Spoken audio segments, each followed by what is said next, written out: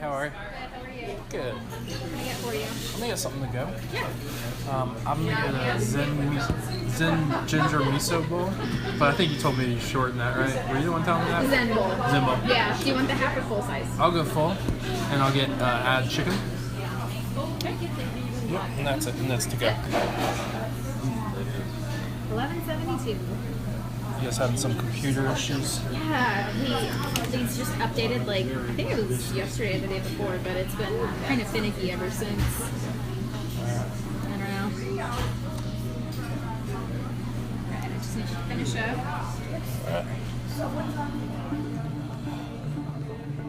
Welcome to another episode of Student of Life, the game show. Good luck, players. That was an ordering job at Green Sage here in Asheville, and it was good. Now we're gonna listen to a phone conversation with the mama about TV and different things. The wind here in the Bahamas, and I'm sure it's in other places too, where, the water is very tricky with the, being shallow and... Right, it was like going through a channel, right? Devil's Cove even though or something? it looks like it's just water, up ahead. Uh-huh. But it's very tricky, and so they have these, they call them pilots, who... Do they call them pilots because they board. are actual pilots? I mean, are they in the airplanes? That's their title. I mean, they're Not in the on a airplanes? No. Oh. And so he goes out to wherever they are in his boat, and they attach his boat to the back of Uncle Steve's boat. Okay. And he drives the boat. Oh. And he knows, now Uncle Steve has all of this radar, and he can see, but this guy is the expert. So Okay. Uncle Steve has known him for years and years and years. Whenever he goes into certain areas of the Bahamas, that guy is there. Gotcha. And of Now- course, makes money. Now, is that right? Is that Devil's Cove or whatever it was called? Is that right near where the Bermuda Triangle is? Now, I think the Bermuda Triangle is further between maybe the Bahamas and Bermuda. So when we went on that trip when I was like 7 years old or something, and we went through the edge of the Bermuda Triangle, or so we thought, Maybe we thought so. and we started losing radio signal, right? And Yeah, I think so. and the waters I got have to very. ask Uncle Steve about that because I don't remember. I remember the waters getting very choppy, to the point where everyone got sick and all the furniture was tipped over in the boat. Oh, okay. Well, that was when we went on, and Uncle Steve wasn't on the boat. We used his captain and the people that work on the boat, but we were with Iris and Barry. Yep. Yeah, and Uncle Steve was furious at the captain because there was no way that he knew what the weather was ahead, Mm-hmm. and he should have never left the dock. Oh. That was the most frightening thing. Oh my God! But I thought it was also that we went close to the Bermuda Triangle. I don't think so. It makes for a better story. Yeah, that's true. So from this point on, yes, that's what happened. Yeah, that was a good time. And that was when JoJo was really into Jane Pauley, and she pretended to be Jane Pauley on some of the video recordings. She was reporting. Oh, really? Yeah. Funny. And on the videotape that I remember watching from that, of her doing that, and also there was some footage of the boat as a there might have even been footage during the storms that we were going through, and I remember We Are the World song. That song We Are the World was on like at some point because that was like the most popular song at that time. So maybe I was 8 or 9. I wonder what year. I feel like it was 1984. Yeah, I just remember Jody being on it and saying, I do not want to go, or I'm going to throw up, or something like that. Do you remember the song We Are the World? Yeah. Can you name 2 people that sang on it? No. Can you name one? No. Really? You gave me 3 names, maybe. All right, here we go.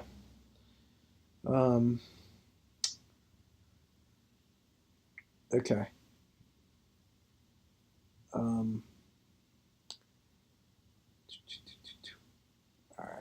right. Okay. Hold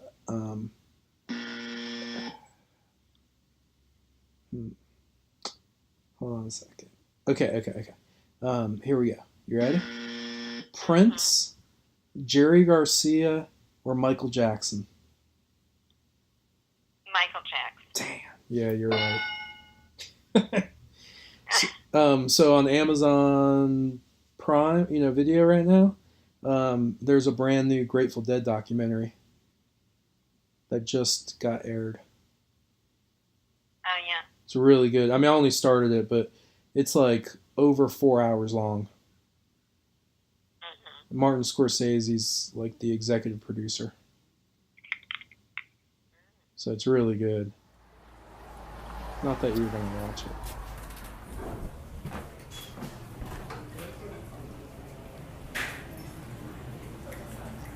Hey, how's it going? Good, how are you? Good. I got a pickup order for Davin. Yeah, that's the one. Older guy's a different Reiner. That's best friends with Mel Brooks. Yeah, and then the guy from Singing in the Rain. Yeah. Van something. Dick Van Dyke. Yeah, and then who is the other guy? And Dick Van Dyke has this way younger wife. Arlene. I mean, she looked like she was like 40s. And he's how old? He's 90. 92. And you see how he moves? I know. His dance? And like the way he dresses all dapper and stuff. Like compared to the other 2 guys were like accepting that they're 90s, but he like I think thinks that he's like 50. Yeah, but I love the title because it's if when I wake up in the morning and I read the obituary and I'm not in it, I know I can eat breakfast. I like Reiner, and also I mean he wasn't part of the interview, but Mel Brooks. Right, but who was the third? I mean the one that was on there with Who the little was- hat. Yeah, I'm trying to think. I think he was he's a writer. I mean, it was someone else real famous. Yeah, no, they're famous. All of them are famous. Yeah. And how they're such, I mean, they're real, and then when he said something, how you contribute your long life, and he said, I married the right woman. And so the one guy said, well, I didn't, you married the right woman. He said, well, no, you married, right? He said, yeah, I married a few. Something like that. And then in that same episode, there was another story about an old person, that 99-year-old who's the baseball usher in Pittsburgh. Yes. Wow. Yeah.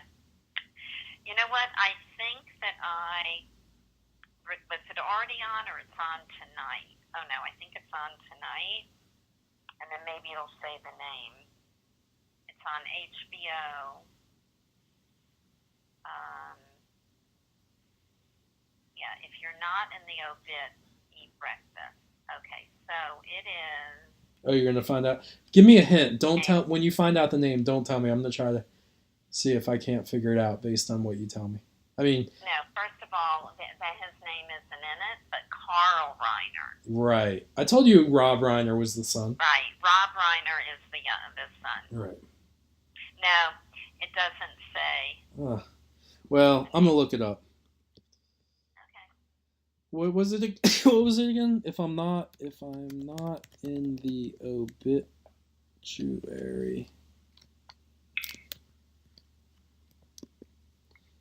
If I'm not in the obit.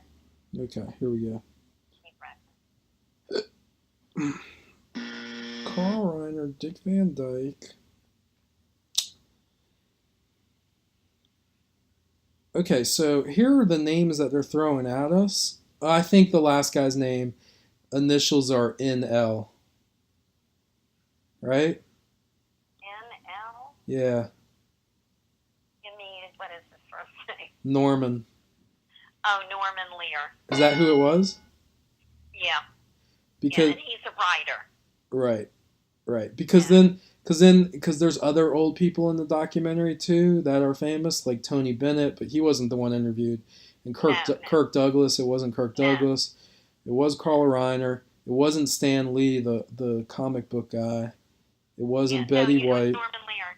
Yeah, it was Norman Lear. And if you Google Norman Lear, you'll see, I think he wrote, besides writing, he might have written, the one about the guy who, he was a real bigot, but it was real funny. Well, you're talking about the TV show? Yeah. Well, did he write that? Because that's what Rob Reiner starred in, All in the Family. Yeah, but I think, look and see, they might have co-wrote it. Oh, you mean Carl Reiner and Norman Lear? Yeah. All right, I'm gonna look it up. What Norman Lear wrote. I'm looking him up right now. So he wrote some stuff with Dick Van Dyke in it early on. Cold Turkey and the movie Divorce American Style. You're right, All in the Family. After a third pilot was taped, CBS picked up the show, now known as All in the Family. Yeah, it was based on... Okay, so according to Wikipedia, it was starting out as a comedy writer, then a film director. He wrote and produced the 1967 film Divorce American Style, and directed the 1971 film Cold Turkey, both starring Dick Van Dyke. Lear tried to sell a concept for a sitcom about a blue-collar American family to ABC. They rejected the show after 2 pilots were taped. After a third pilot was taped, CBS picked up the show, known as All in the Family. So I don't think, what's his name? Carl Reiner. What did I say the son's name was? Rob Reiner. I don't think Carl Reiner had anything to do with All in the Family, but Rob Reiner was in it. Right, but you're sure he did? So he didn't co-write or anything with Norman Lear on that show? I'll look him up. His name again is Carl Reiner? Yeah.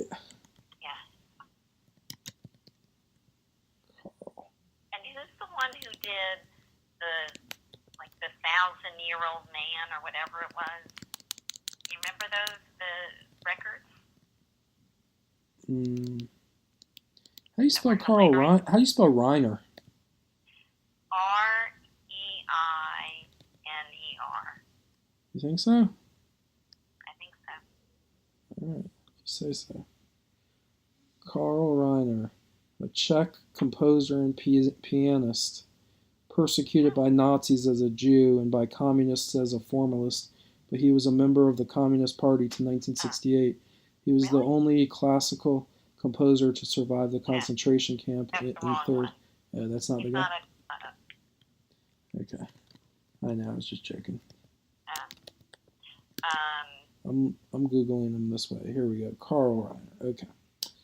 Carl Reiner. Dun, dun, dun, dun, dun. Starting in '60, he teamed up with Brooks as a comedy duo for the Steve Allen Show.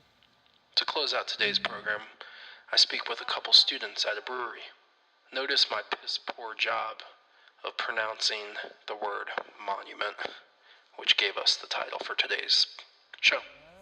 Yeah, Confederate General. There's a cemetery around here that has his grave. So Really? yeah, that's probably what 10 it's minutes named from after. here. I'm sure. You know the monument's like an But it's obelisk Zebulon sounds cool. in downtown?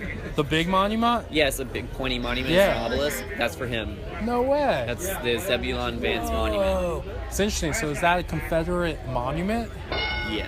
So like they removed the ones in New Orleans just recently, and there's been the big to do. We're crossing our fingers. We got to release it. We're crossing our fingers. Yeah, we gotta get. I mean, Asheville, if any place bullshit, could get rid honestly. of it. Yeah. Asheville should get rid of it. He was Before New Orleans should get rid of it. Yeah. Asheville should. What the He's fuck? a known slave owner too. Right? He's known what? He was a known slave owner too.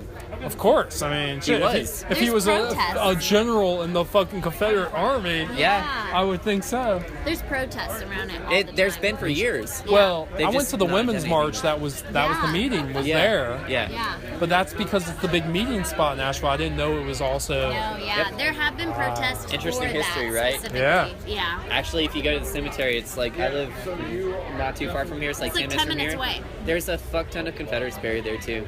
Yeah. Well, I mean, if you think about it, the cemetery's been open since like what 1700s. Yeah. Yeah. It's a beautiful cemetery. Though. So it's like, all right, I I mean, get I some get, of I them. get the history Yeah. fact, but Yeah. like monuments, we don't necessarily need. You know what I'm saying? Yeah. Whoa. Bye. Have a good night. Oh yeah, I know her. Yeah, he's the real boss. She's cool. She graduated. Yes, with us. She. We just graduated. Oh, y'all did? Yeah. Congratulations. From where? UNC Asheville. Ah, awesome. Are y'all gonna stick around in town? For a little bit, I will, and then I'm moving to Richmond, Virginia. That's the plan. Is Which that where you're from? No. No, Me not for longer. originally. I work for the Booch Parkway Foundation, so it's You're gonna stick around? potentially. Okay. Richmond, Tom Robbins, who was born in Blowing Rock, as they mentioned, Oh, cool. he wound up living in Richmond for a little bit. Yeah, it's a lot like Asheville, but bigger and more dense. So Okay. everything's like 5 minutes away. There's a lot of breweries. I'm gonna go to You're Stone. pumped? Yeah, You're like, yeah. right? Or you're going to UV, or no, that's not No, Richmond. no. You're going to go to school at Richmond? No, I'm gonna try and get a job there. Okay. I've graduated with a math degree, so. A what? A math? Yeah. Interesting. Yeah. There's all sorts of jobs, so you could be cash registers. Yeah. And, I'm just joking. What? Count change. What are you gonna like? What would be your? You can go in front of us. Sorry, I was just eavesdropping. No, you're I'm no, studying math. Awesome! No way. No, that's awesome. I don't Yeah. want to. You guys can go. I mean, Yeah. we, We're I was just. talking, Yeah. Okay, yeah, that's fine. Yeah, so my boyfriend is an actuary right now. Okay. Do you know You're what an that is? actuary? I'm just joking. No. I figured you guys were boyfriend girlfriend. No, but you're no. not. We're just No, friends. we're really close friends. I Yeah. like a roommate. Yeah, he's interested in my nice. roommate, and my boyfriend has mono right now. So, So that's what. yeah, but he's an actuary right now, and so it's when you measure risk for insurance companies, and it's one Yeah. of the like top paying jobs in America. And that's something that you could do as a math major. Yeah. Interesting. Yeah. So basically, anything with numbers, with statistics, you're ready to. Economic statistics. Yeah. I just analyze data. That's Yeah. what you do. Yeah, that's awesome though data too. analyst. Yeah. All right. Yeah. So.